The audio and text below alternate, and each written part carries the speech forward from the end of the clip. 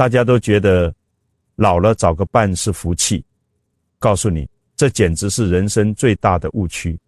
晚年再婚，80%的人都要后悔死，这不是选错人，这是犯了因果大忌啊！为什么那么多聪明一世的老人家，到了晚年偏偏要犯这种糊涂呢？为什么本来想找个依靠，结果却找来一身的麻烦，何气受呢？我们到底该怎么安顿这剩下的几十年，才不会让自己落得个晚景凄凉的下场？你看，我身边有个老朋友老林，太太刚走不到1年，他生活不能自理，做饭不会，衣服不会洗，就急急忙忙在公园里找了个王大姐，2个人很快就住到了一起。刚开始觉得挺好，家里又有热乎饭吃了。可是没过几天，老林这个脾气就上来了，吃着王大姐做的菜，他还要皱眉头，说这个菜炒得太软了，没有我以前太太做的好吃。王大姐晚上想多看会儿电视，她也要在旁边唠叨，说以前我们家都是10点准时熄灯的，你这样很不合规矩，人家王大姐是来跟你过日子的，不是来给你当替身的，更不是你的免费保姆。最后2个人大吵一架，王大姐哭着说，你根本不爱我，你只是缺个免费佣人，不到半年就散伙了。老林整个人老了10岁，这就叫带着旧债入新局。你心里的执念和伤痛没有放下，就急着用新人来填坑，你拿前任的标准去要求现任，你背着沉重的旧账去跑新的人生马拉松，你怎么可能跑得动呢？你这是在找人还债，可是人家凭什么要替你前半生的遗憾买单呢？大家都是活了大半辈子的人，谁心里没有一点沧桑和委屈呢？你自己心里的屋子不打扫干净，请谁进来都会被灰尘呛得直咳嗽，这对别人不公平，对自己更是一场灾难。我们的老祖宗在易经里把天地万物的规律讲得很透彻，人生就像一年四季，20岁30岁那是春夏季节，生机勃勃，你可以去播种，去折腾，去谈恋爱，去为了鸡毛蒜皮的小事吵架，因为你那时候年轻，有大把的力气去磨合。可是过了60岁，我们的人生就已经走到了冬天的阶段。在易经里，这对应的是坤卦。坤卦讲究的是什么？讲究的是厚德载物，是收敛，是休养生息。你的身体和心灵在这个时候最需要的是平静，是安宁。如果你在这个该好好休息的冬天，非要硬拉着自己重返春天去播种，去搞一段新的婚姻，去跟一个陌生人重新磨合，那你就是在违背自然规律，你就是在跟自己的身体和气场过不去，你会付出比年轻时大得多的代价。这就好比我们手里拿的智能手机，年轻的时候刚出厂，电量是100%满格的，你同时开好几个大的软件，一边拼命工作，一边照顾小孩，一边还能跟爱人冷战3天3夜，你耗得起，因为电量充足。可是现在你都60、70岁了，这个手机用了大半辈子，电池早就已经严重老化，你现在的电量顶多就剩下30%，省着点用还能安度晚年。你却偏偏在这个时候要去下载一个叫做新婚姻的超级大软件，这个软件一打开，背后的各种程序全都在疯狂运转。你要去重新适应对方的作息习惯，你要去忍受他晚上睡觉打呼噜，你要去习惯他挤牙膏到底是从中间挤还是从下面挤，甚至为了空调开几度，电视开多大声，你们每天都要互相将就，稍微有一点猜忌和争执，那都是在疯狂的耗电。没过几天，你那30%的电量就直接掉到闪红灯了，那种累是从骨子里透出来的疲惫。我认识一位大姐，本来一个人每天打太极、种花，日子过得清清静静。后来找了个老伴，对方喜欢热闹，电视机从早开到晚，声音震天响。大姐爱干净，对方偏偏不爱洗澡。大姐天天生闷气，血压一直往上飙。她跟我说，现在每天睁开眼就觉得累，比年轻时天天加班还要累。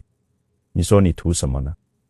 人生剩下的这点宝贵电量，你是要留给自己过几天舒心日子，还是要白白耗在另一个人身上去受罪呢？勉强在冬天做春天的事，这不是勇敢，这是在透支你自己的寿命啊！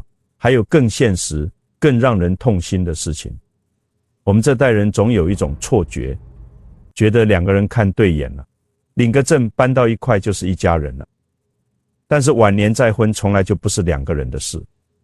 你把一个陌生人领进家门，就会彻底打破你和亲生子女几十年来建立起来的那个稳定的家庭结构。你觉得没什么，但你站在孩子的角度想一想，在他们心里，你这样做很可能是在抹杀他们亲生父母的共同记忆。更残酷的是，这会直接触发子女心底里最深层的两种恐惧，一个是我的爸爸或妈妈被外人抢走了，另一个就是非常现实的财产问题。他们会觉得我们家的财产要被外人瓜分了。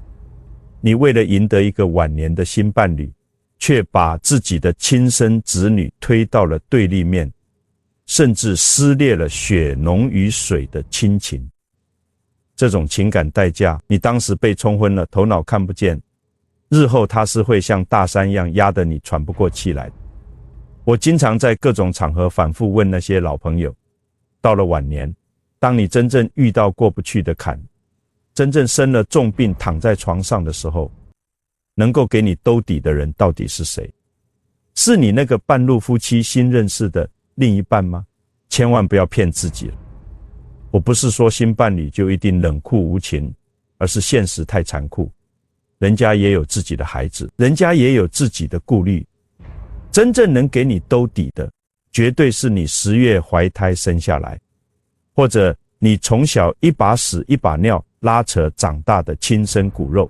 从最冰冷的现实法律层面来看，当你病倒在床上需要动大手术，医生拿着手术同意书走出来问谁来签字的时候，能够站出来承担法律责任的是你的孩子。当你糊涂了，躺在加护病房里需要有人决定要不要插管，要不要继续治疗的时候，那个能为你做主的人也只能是你的孩子。我见过太多晚年为了谈恋爱跟子女闹翻，甚至断绝往来的老人，结果自己一旦生了重病，那个新伴侣一看要花大钱，还要天天端屎端尿，吓得连夜搬回自己儿女家去了。留下老人家一个人孤零零地躺在医院里，想打电话给自己的孩子，却连按下去的勇气都没有。你为了这段黄昏恋，把亲情这条最牢固的线给亲手剪断，就等于彻底毁掉了自己晚年最后的一张安全网。这笔账我们到了这个岁数一定要算得清清白白，千万不要等到躺在病床上流眼泪的时候才来后悔。子女的反对有时候也不完全是因为钱，他们是在捍卫一种情感。如果你能把事情处理得足够细腻，把财产规划得清清楚楚，不强迫孩子接受陌生人，孩子的结反而容易打开。千万不要用极端的手段去伤害亲情。第4个大忌是最现实、最冰冷，也最考验人性的，那就是钱的问题。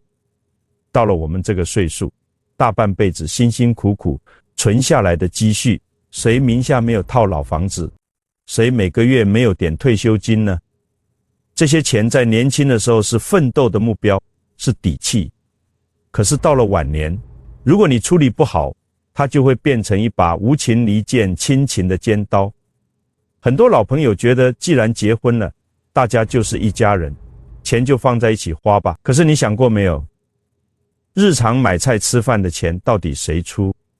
每个月的水电费谁来缴？逢年过节你要给自己的亲孙子包大红包，这笔钱是从共同账户里出，还是你自己偷偷掏腰包？这些看似微不足道的小事，其实最消磨两个人的感情。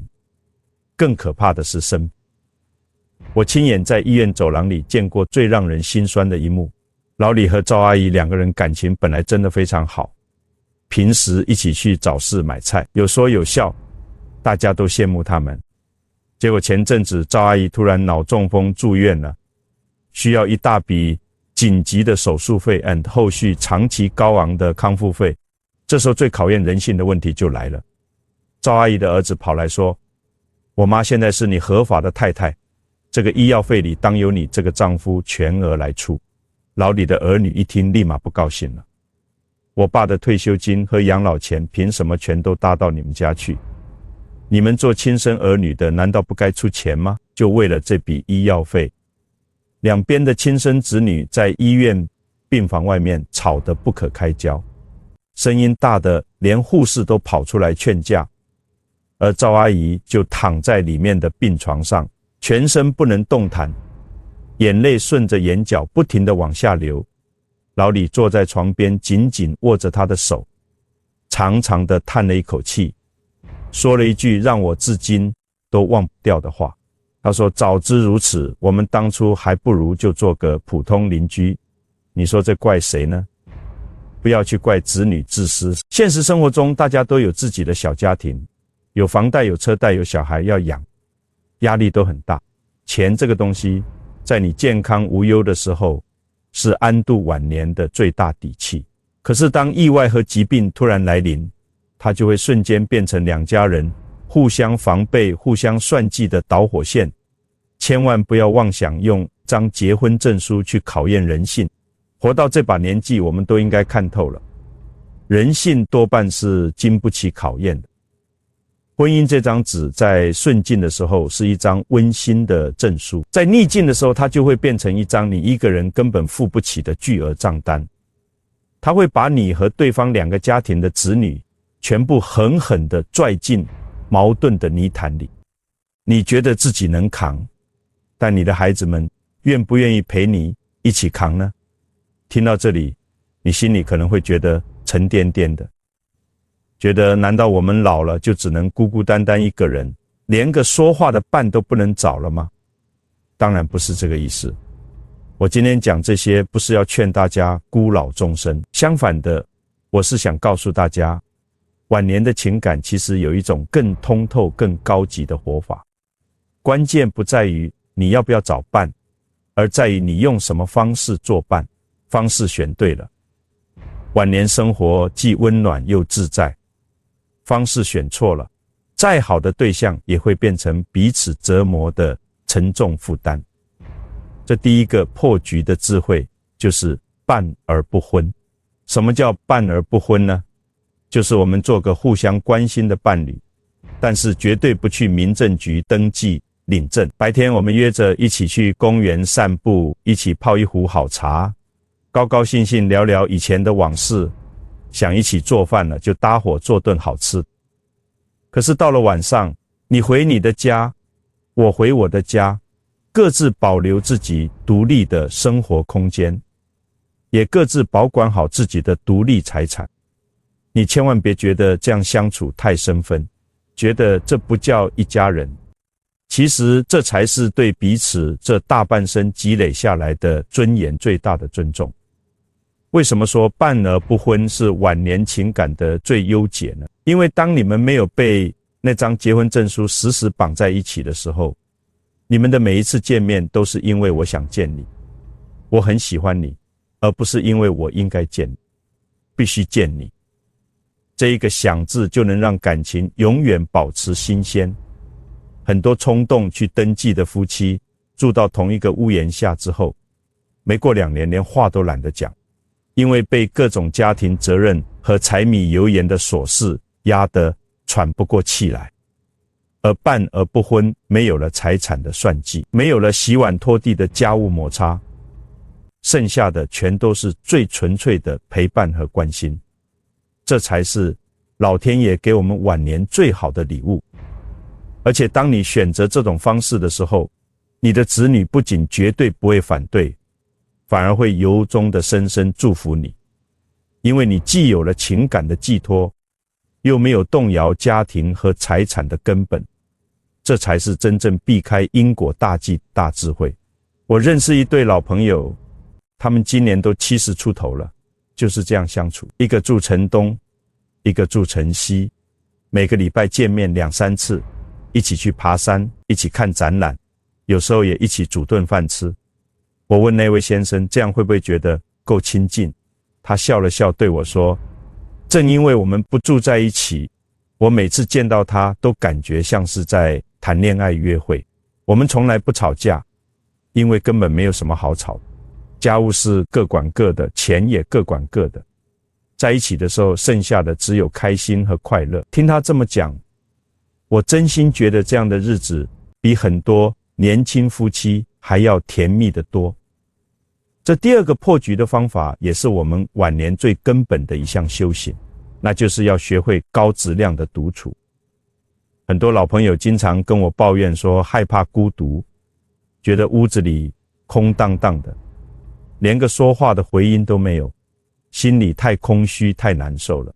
可是朋友们，请务必分清楚2件事，什么是痛苦的孤独，什么又是丰盈的独处。如果你自己的内心本身就是一个巨大的空洞，每天都眼巴巴地等着别人来填满你，那不管你找什么样的伴，你最后都会觉得空虚。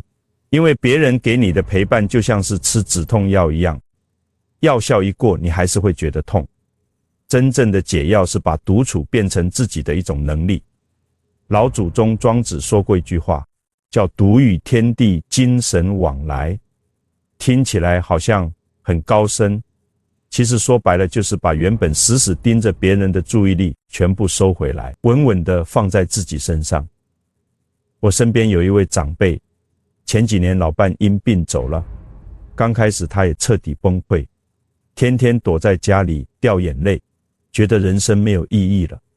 后来有一天他突然醒悟了，觉得日子不能这么浑浑噩噩地过下去。他开始去社区大学风雨无阻地学书法，后来又深深迷上了茶道。前阵子我去家里拜访他，发现他整个人气色完全不一样了，眼神里都有了光芒。他告诉我，现在每天早上起床后的第一件事，就是给自己安安稳稳地泡一壶好茶，静静地坐在阳台上，看着窗外的远山，听着清脆的鸟叫，一坐就是半个小时。他喝着茶对我说了一句让我至今都刻在脑子里的话。他说以前总觉得家里得有2个人才叫完整，现在我才真正发现我自己一个人就是一个最完整的人。朋友们，你听听这句话多有力量啊！独处绝对不是因为没人陪我才被迫独处，而是因为我已经强大到不需要别人来陪我了。当你能够一个人把日子过得热气腾腾，把所有的精力都用来照顾自己的身体，经营自己的精神世界的时候，你就不再需要依附任何人来证明自己活着的价值了。一个人能把独处变成一种至高的享受，你这一生才算真正及格毕业了。很多人害怕独处，说穿了是害怕面对真实的自己，因为但屋子里静下来，那些年轻时的遗憾，中年时的压力，老年时的焦虑，全都会像潮水一样浮上来。但你有没有想过，这些东西你越躲避它们，就会缠得你越紧。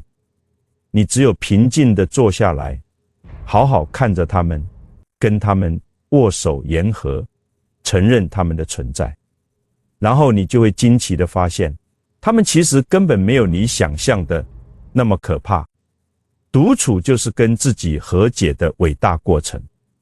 这个过程虽然不容易，但只要你勇敢地走过去，你就会发现自己获得了从未有过的绝对自由。最后我们来聊聊第3个，也是最通透的一个至高境界，那就是去接纳人生的慰藉。我研究易经这么多年，最深的感触就在这里。易经总共有64卦，大家猜猜看，这最后一卦是什么卦？它不是万事大吉，也不是功德圆满，而是活水未济卦。未济的意思就是没有完成，就是不完美。老天爷透过这本千古奇书在告诉我们一个天大的秘密，那就是世间万物本来就没有绝对完美的结局。我们的传统观念里总觉得老了身边一定要有个老伴陪着，这才是晚年的标配，才叫做圆满。可是真正的圆满，恰恰是学会去从容接纳生命里出现的那些缺口。你想一想，天上的月亮，每个月最圆最亮的那一天过后，第二天是不是就开始缺了呢？因为完美之后就是无路可走。人生也是完全一样的道理。前半生经历了那么多悲欢离合，有遗憾，有伤痛，但那些都是你独一无二的宝贵财富。不要害怕缺一个伴这件事，那个缺口说不定正是老天爷特意留给你的，特意留给你一个喘息的空间，留给你去跟自己的灵魂好好对话的机会。就像一间黑屋子一样，正因为有了一道裂缝，外面的阳光才能真正透进来。你如果一直着急忙慌的想随便去找个人把那个缺口给死死堵上，反而会把自己心里仅存的那点光亮也给彻底挡住了，带着些许的缺憾，通透而从容的活着。这才是人生最大的真正圆满。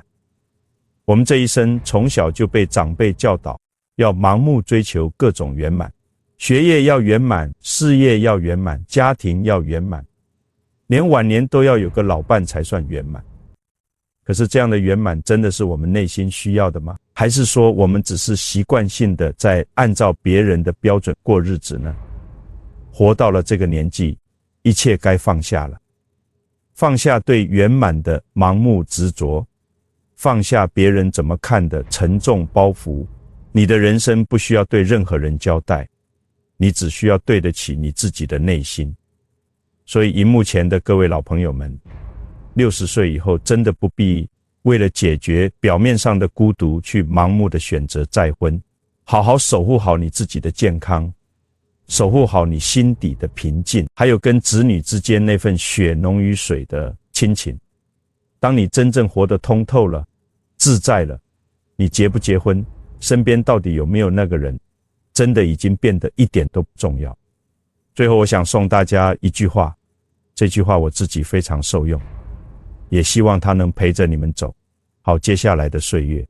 那就是晚年最好的状态绝对不是身边有人，而是你的心里有光。你心里有光，走到哪里都是温暖如春的。你心里要是没有光，靠得再近的人也根本点不亮。与其花那么大的力气去茫茫人海里找一个依靠的伴，真的不如把这些力气全部收回来，把自己狠狠地活成一道璀璨的光。等你真正亮起来了，这天地万物，清风明月就全都是你的伴。这就是因果，这就是真正的易经智慧。